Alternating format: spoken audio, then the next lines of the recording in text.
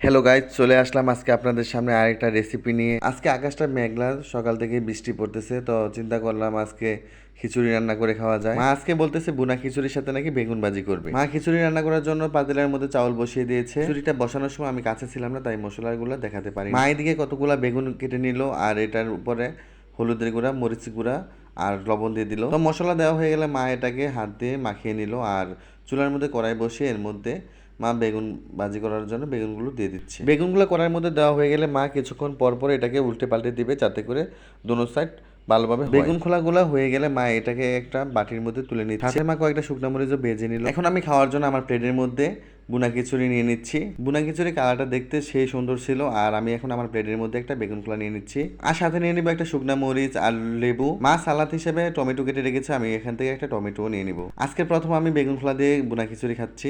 আগে কোনোদিন আমি বেগুন খোলা দিয়ে বুনা খিচুড়ি খাইনি। সত্যি অসাধারণ হয়েছে বেগুন খোলা দিয়ে বুনা খিচুড়ি খাওয়া। আর বৃষ্টি মানেই তো খিচুড়ি, তাই বৃষ্টির দিন বুনা খিচুড়ি এভাবে খেয়ে আপনারা দেখতে পারেন। আশা করি আপনাদের কাছেও ভালো লাগবে। সত্যি আমার মায়ের হাতে রান্না অসাধারণ। তো আজ এই পর্যন্তই, সবাই ভালো থাকবেন। আর আমাদের ভিডিওটা যদি আপনাদের কাছে ভালো লাগে তো অবশ্যই আপনারা একটা লাইক, শেয়ার এবং কমেন্ট করবেন।